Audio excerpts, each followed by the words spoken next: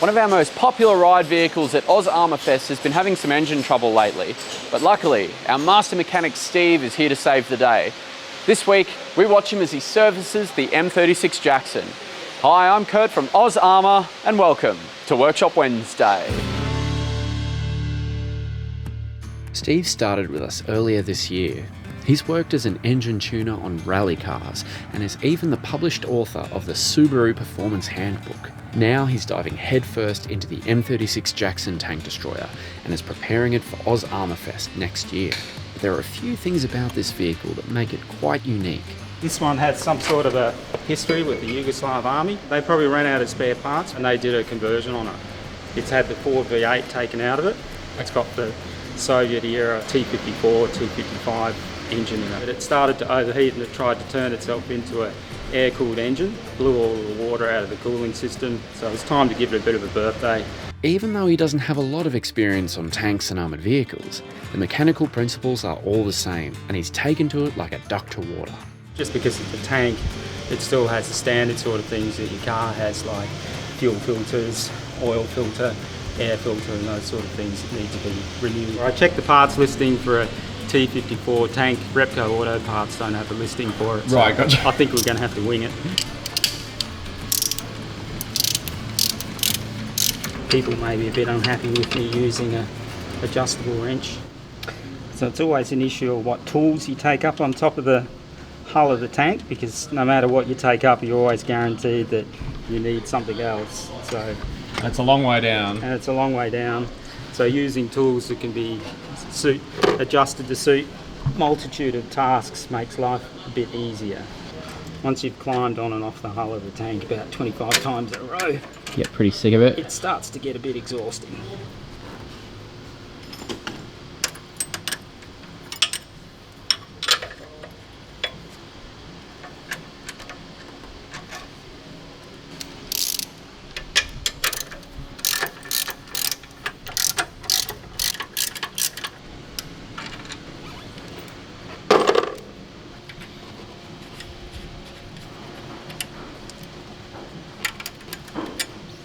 There's very little delicate stuff on a tank.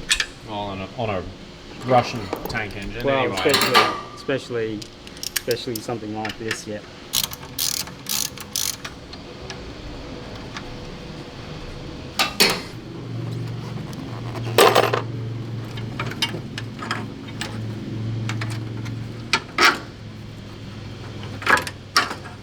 Got him. I would say it's going to have 2 replaceable cartridges inside here that once we take off this housing there'll be some sort of filter element inside, but we'll probably park this for the moment. So we'll have a go at taking the cartridges out.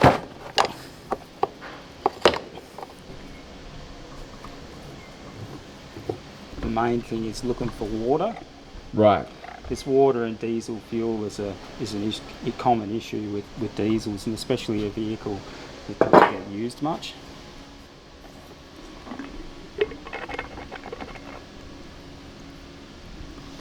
Well, that's something different. I've never seen a filter that looks like this before. The construction of it is, I've not seen that before. I'm used to more sort of a paper style filter. But That looks like a lot of sponges. it does. It does. It's probably made out of good socialist goat hair or something like that.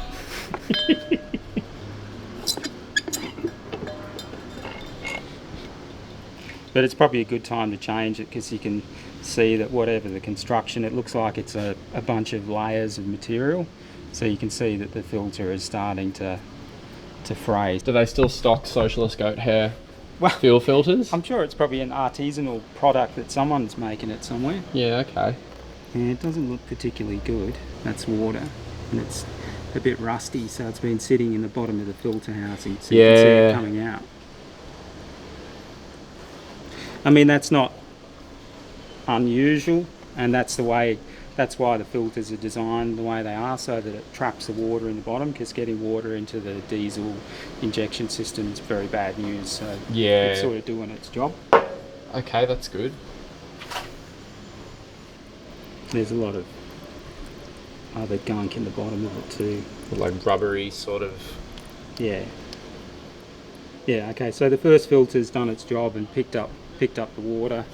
There's a lot of dirt and paint flecks and other things like that inside the filter, so whatever's inside the fuel tank, rust or whatever, you know, gets trapped in the filter. So it's a good thing to change it. It's got Gora engraved on the top of the filter cap. Gora the Explorer. Gora the Explorer, could be the name of the goat. It gave its hair. But it looks like it's designed to come apart. Yeah, which it does. Maybe the idea was that you could get a replacement stack of stuff which fits over the inner part of the fuel filter, so that when you're replacing it, you're only replacing the actual stuff that does the filtration. Yeah. So that's what actually filters out all the particles in the fuel. Looks really fibrous. Yeah, it is, yeah. So that orangey liquid that you can see in the side of the tray there is rusty water that was in the bottom of the fuel filter housing, and it's separated out. Well, it seems like the fuel filters are doing their job properly. But what about the oil filters? So that's just the top part of the oil filter housing.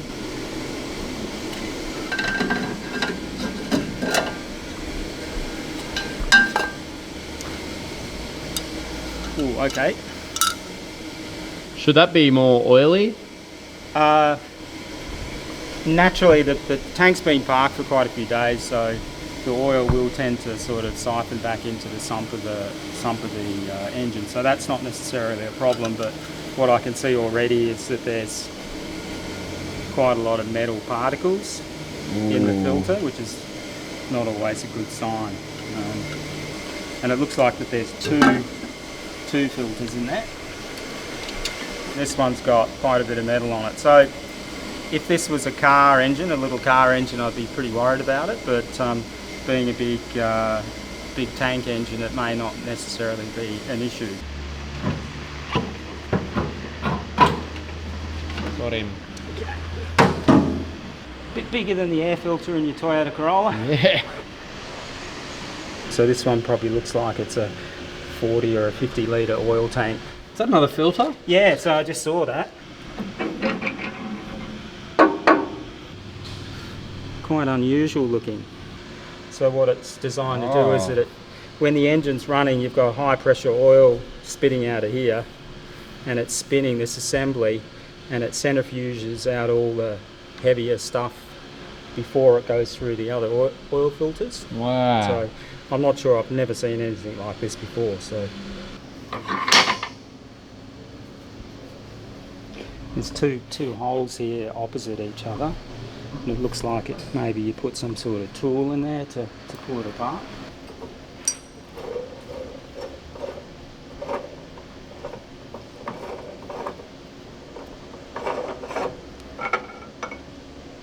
Oh wow, so it must be some sort of a centrifuge type thing that separates out all the heavy stuff from the oil.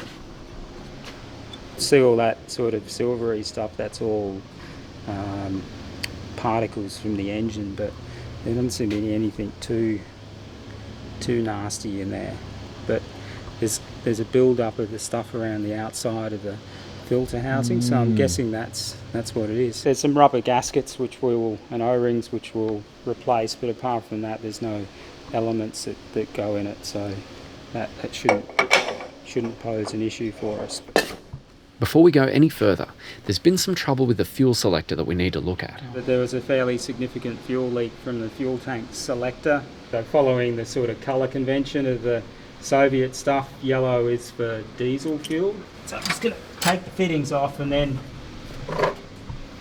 we can unbolt it from the bulkhead here, take it out, put it on the bench, and try and work out what the reason is why it's leaking.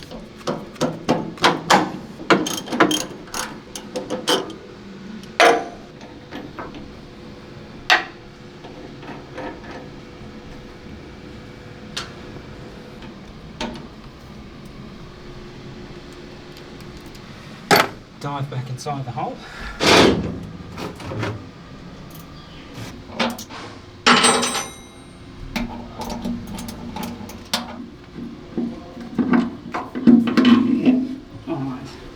I probably could just take this thing and chuck it away and replace it with a modern type lever type shut-off valve, but it's a nicely looking made piece of gear, and it's always a challenge to see if we can fix it again. But it's also built in so that the pipe connections fit well with this pump unit here, and this is a hand priming unit, which is sort of another quintessentially sort of thing on the Soviet equipment, that if the vehicle's been off for a long time, the process is you pump this quite a few times till you can feel getting pressure up, so it makes sure that there's fuel ready at the engine to go when you start it.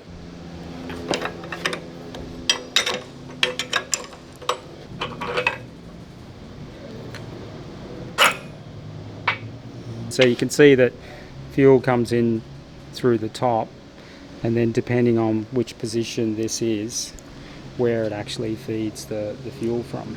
And it's a beautifully made piece of solid brass. Ah. That's why it's leaking fuel.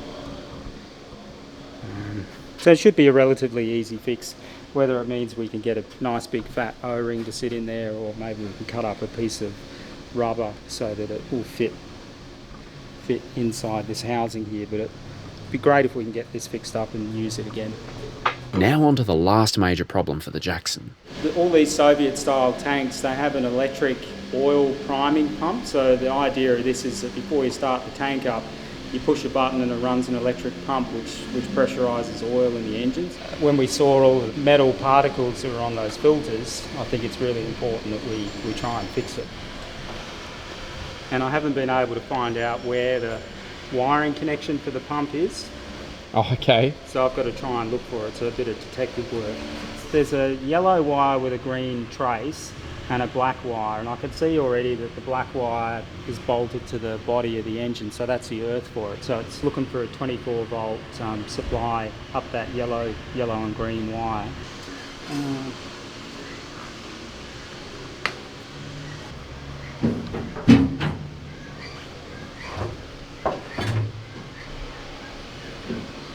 So I've got something down here that looks like a hydraulic pipe or fluid pipe. Under here somewhere will be the batteries, and normally with the batteries there will be some sort of junction box that all the electrics go to. So it's time to rotate the turret. This is one of the reasons why I like the job. Oh yeah.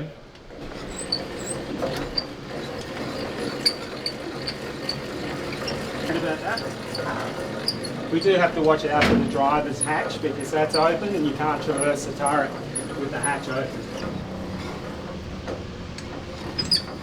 It's not far enough. Clutch unit and starter motor. And there's a whole heap of wires which are heading in here towards the battery, so I think we're getting warmer. This looks like it's a junction box. Okay. For everything. Oh wow, look at this. Oh. Oh wow. I tell you, this thing's a real bird's nest. So the name of the game here is we're not going to do anything revolutionary on it. We're just going to make it more comfortable for the bird, right? A little bit on wiring conventions. When you've got two wires, you always have a thick colour and a thin trace. This is a yellow-green wire. First colour is the thick trace, the thinner one is the second colour. So I'm pretty confident that this is the same yellow-green that we've got at the oil pump.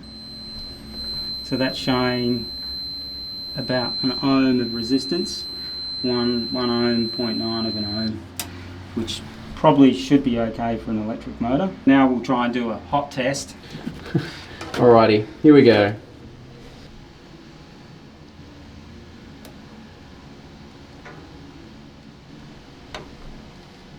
Oh, here we go. So this has got 24 volts. Oh, that's not good. You got a big spark and couldn't hear anything running. It's a short circuit somewhere between the pump and the end of the wire here, or there's some problem inside the pump itself. Yeah. So what I'd like to actually do first is we've got our T34 has the same pump system in it. We'll go into the museum and just measure the resistance of the wire. Okay. So if the resistance of the wire is the same, then we can maybe guess that the pump in the Jackson here is seized or it's jammed or something. Okay. To the museum.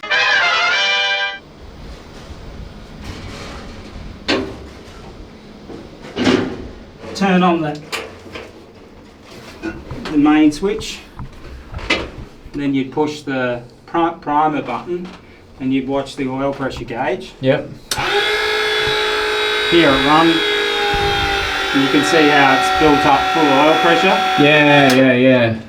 So the idea being is that you build up oil pressure and then you would crank the engine so that it starts with full oil pressure and it doesn't need to start from dry and try and build up its own oil pressure. You see straight away that there's quite a bit of resistance. So we're measuring the coil of the motor, I guess, which is completely different to the other one. So it looks like there's a short either in the wire or there's a short in the motor itself.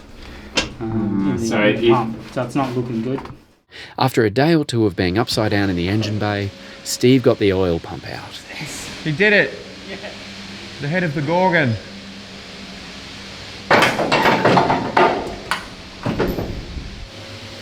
Right, so what's the plan with it then? All right, well the plan is to find out exactly what's wrong with it, to see why it's drawing too much current and it's basically almost a dead short. So looks like that the unit is easily serviceable. It comes apart in a few different places, so we'll stick it in the vise and start pulling some bits off it and see if we can find out what's wrong with it. So we'll start off at the back of it.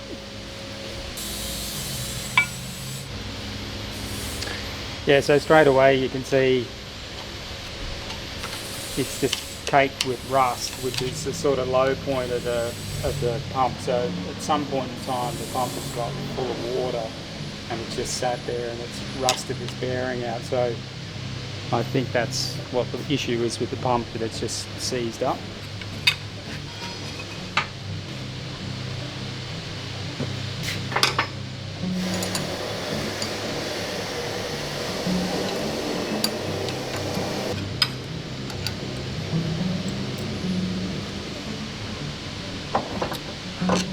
Nice.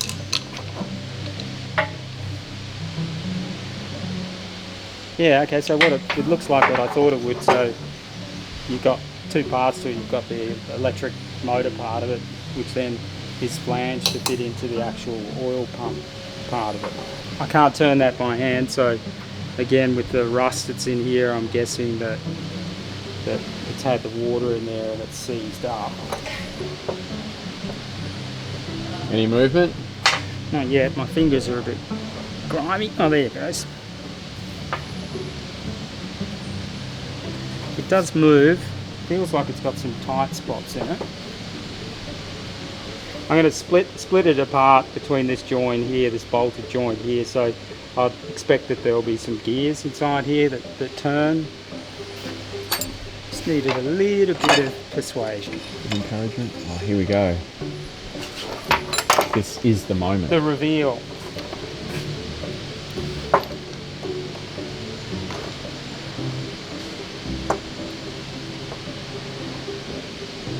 Someone's hair caught in there. It actually looks alright. Yeah, it is. So it's a real simple, very simple gear style oil pump.